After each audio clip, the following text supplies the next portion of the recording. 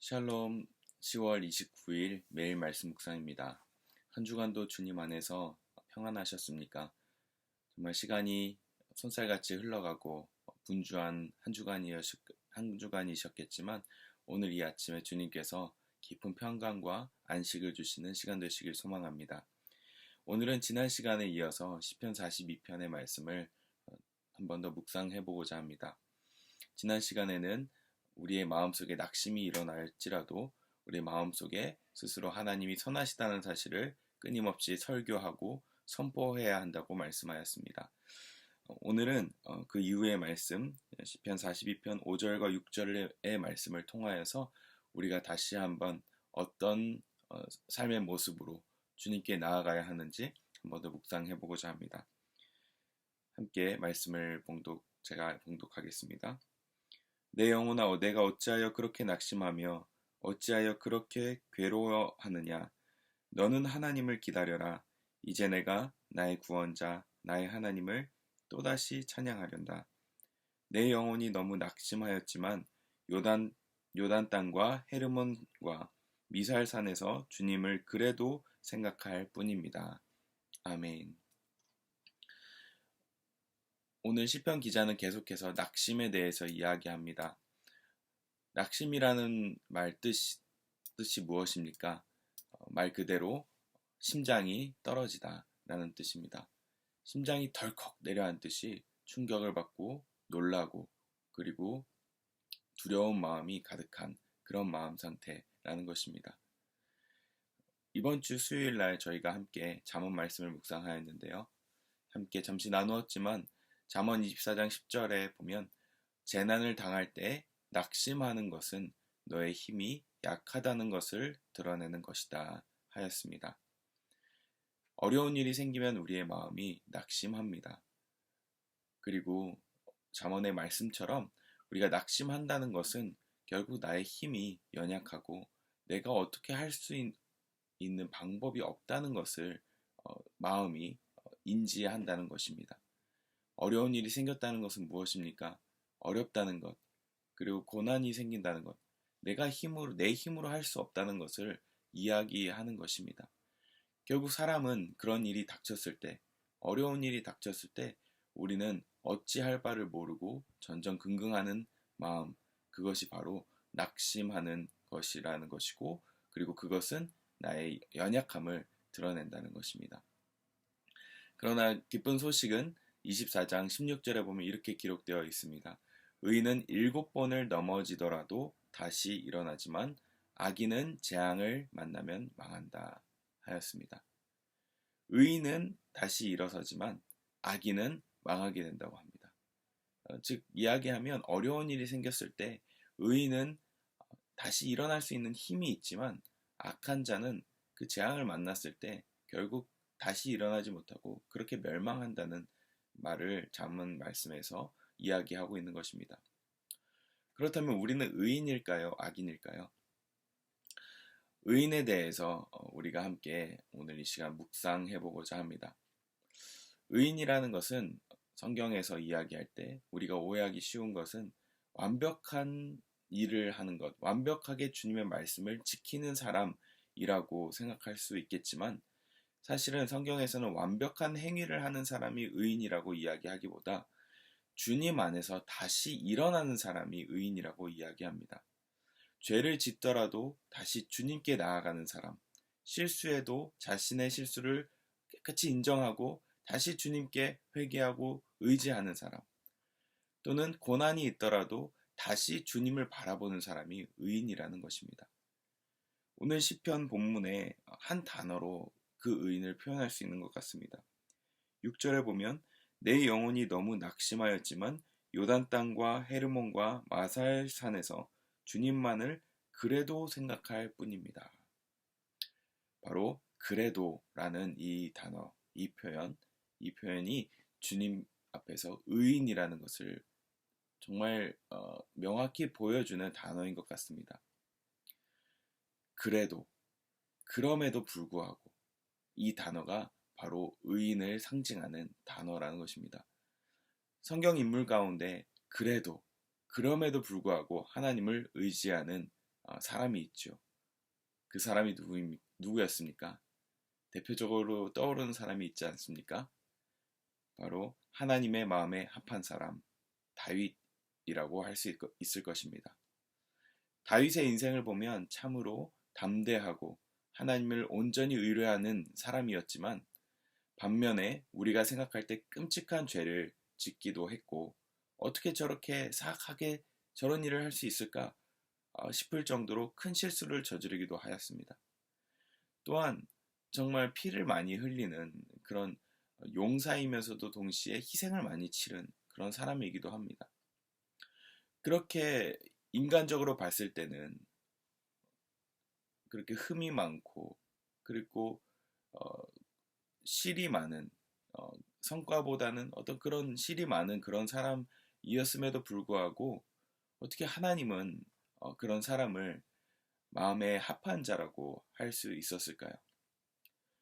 아마도 오늘 시편에 등장한 그래도 라는 표현이 그를 함축해 주기 때문이 아닌가 싶습니다. 심각한 죄를 짓고도, 끔찍한 일을 저질렀어도 바로 예언자의 책망으로 곧바로 회개하는 그런 다윗이었습니다. 하나님의 마음에 합했다는 것은 하나님의 마음과 일치했다는 것인데, 그 하나님은 어떤 마음을 가지고 계십니까? 출애굽기 34장과 시편 145편에 보면은 하나님은 자비하시고 노하기를 더디하시며 한결같은 사랑을 베푸시고 진실이 풍성한 하나님이라고 이야기하고 있습니다. 하나님의 마음의 중심에는 늘 이런 마음이 있으시다는 것입니다. 즉, 우리를 용서하시고 용납하시고 은혜 베푸시기를 기뻐하시는 그런 하나님이시라는 것입니다. 하나님은 우리가 죄인이라는 사실을 너무나 잘 알고 계시지만, 그럼에도 불구하고 우리를 사랑하여 주시는 분이시라는 것입니다. 다윗은 결국 이러한 그래도 우리를 사랑해 주시는 하나님께 비록 고난과 힘든 환경 가운데서도 그럼에도 불구하고 주님을 붙들었다는 것입니다. 이것이 바로 하나님의 마음에 합한 사람의 마음이라는 것입니다. 그래도 주님을 붙드는 자. 결국 그럼에도 불구하고 주님을 붙드는 자가 의인이라고 성경에서는 이야기하고 있다는 사실을 잊지 마시길 바랍니다. 아무런 흠도 없이 율법을 완벽하게 지키는 그런 사람이 의인이 아니라 다시 주님께 달려가는 사람, 내가 넘어져도 다시 주님께 의지하는 사람, 내가 아무것도 아닌 그런 상황에 처할지라도 다시 주님 앞에 고꾸라지는 사람이 의인이라는 것입니다.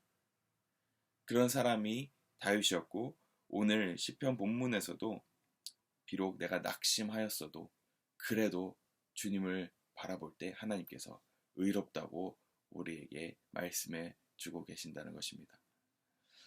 다윗은 결국 말년에까지 비록 넘어지고 그리고 실수하고 죄를 지었을지라도 다시 주님께 나아갔던 그 다윗은 말년에도 결국 그것을 고백하고 있습니다.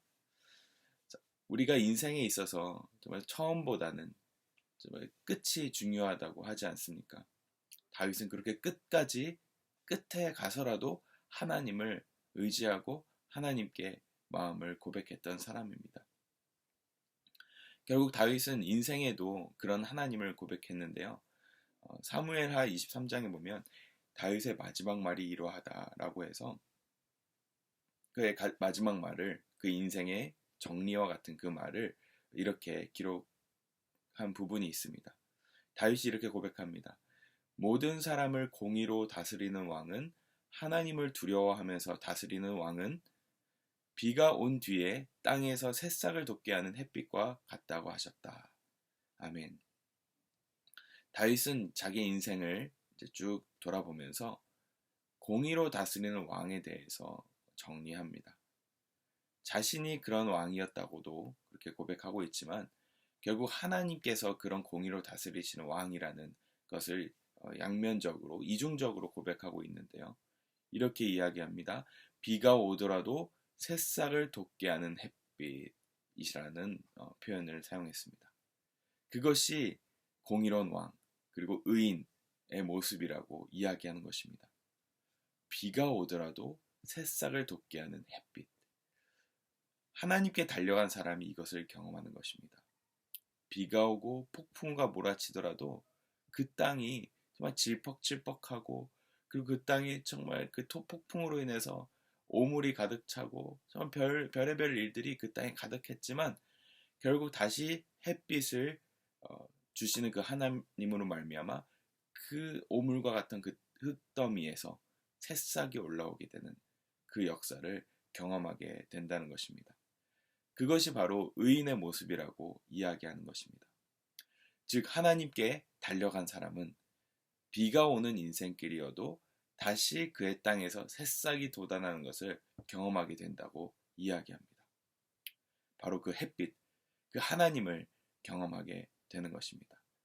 비록 넘어져도 담대하게 일어서는 것입니다. 용기를 가지고 다시 힘차게 일어서는 것입니다.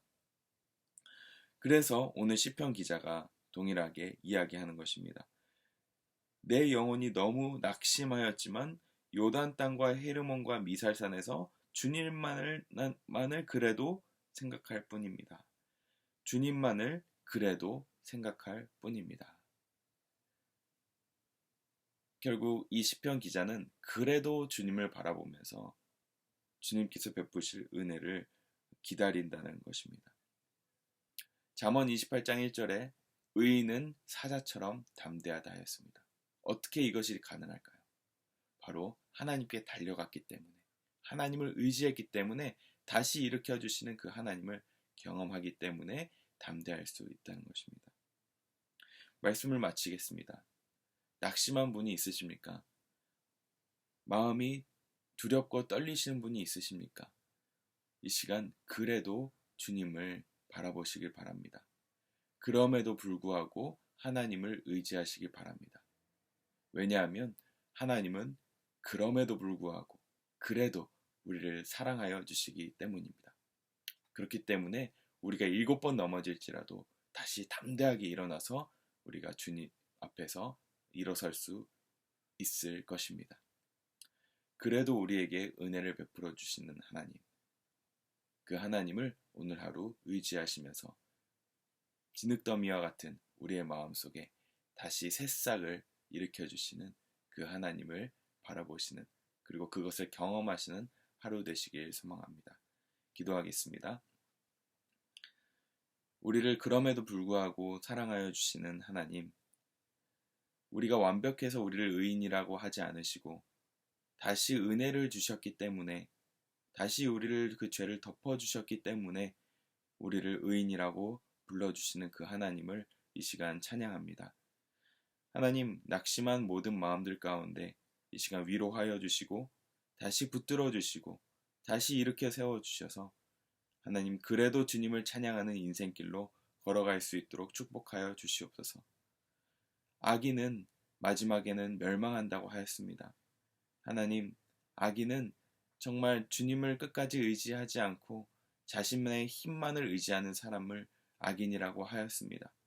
하나님, 이 시간 우리의 인생길이 마지막까지 주님을 의지하면서 우리가 우리 스스로 열심히 살아서 의롭다고 하는 것이 아니라 주님이 이 시간에도 일으켜주시고 저 시간에도 저렇게 세워주셨으며 어느 때라도 우리가 주님을 달려갈 때마다 우리를 붙들어 주시는 그 하나님이었다는 사실을 우리의 인생 말미에 그렇게 다윗처럼 고백하고 선포할 수 있도록, 온 세대에 그 하나님을 전할 수 있도록 주님, 우리의 인생길을 오늘 이 하루도 붙드시고 인도하여 주시옵소서. 그리하여서 오늘 이 하루의 페이지가 하나님께서 역사하셨던 하루, 하나님께서 붙드셨던 하루로 기억되어서 모든 이들에게, 모든 세대에게 살아계신 하나님을 또 증명하는, 그리고 기억하는 그런 하루 될 수 있도록 주님 축복하여 주시옵소서. 감사드리며 예수님 이름으로 기도합니다. 아멘.